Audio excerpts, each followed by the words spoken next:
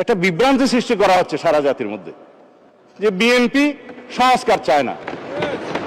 বিভ্রান্তি সৃষ্টি করা হচ্ছে বিএনপি জুলাই জাতীয় সনদ মানে না।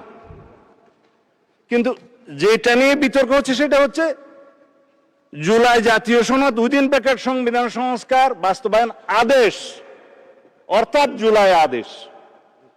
আমরা তো আছি জুলাই জাতীয় সনদে, যেটা জাতির সামনে সবাই স্বাক্ষর করেছি সেটাই।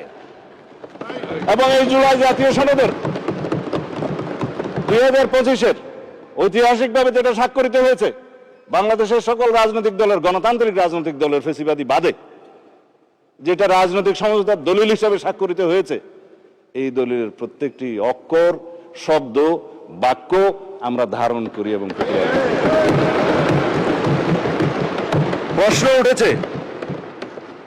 প্রশ্ন উঠেছে যে আমরা এই আদেশের অনুবলে কেন আমরা গণভোট যেটা অনুষ্ঠিত হয়েছে সেটা মানছি না।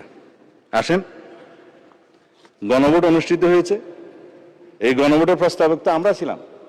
আমি প্রস্তাব দিয়েছিলাম বিএনপির পক্ষে যে অন্যান্য রাজনৈতিক দল জুলাই জাতীয় সনদ যখন স্বাক্ষরিত হবে, তখনও হয়নি, সেটার আইনি ভিত্তি দেওয়ার জন্য সবাই একটা দাবি উত্থাপন করলেন।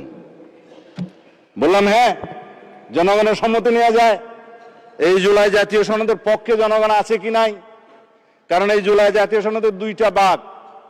প্রথম ভাগ হচ্ছে সংবিধান সংশোধন সাপেক্ষে আমরা সংস্কারের বিষয় সমূহ বলা আছে 1 থেকে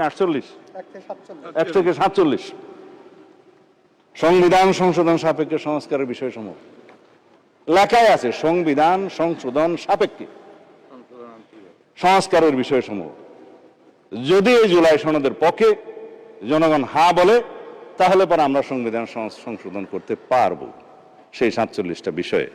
উইথ নোট অফ ডিসেন্ট, প্রত্যেকটা নোট অফ ডিসেন্টে বলা আছে যে সমস্ত রাজনৈতিক দল বা জোট তাদের নির্বাচনী ইশতেহার উল্লেখ পূর্বক যদি জনগণের ম্যান্ডেট লাভ করে, তাহলে তারা সেই মতে ব্যবস্থা গ্রহণ করতে পারবে।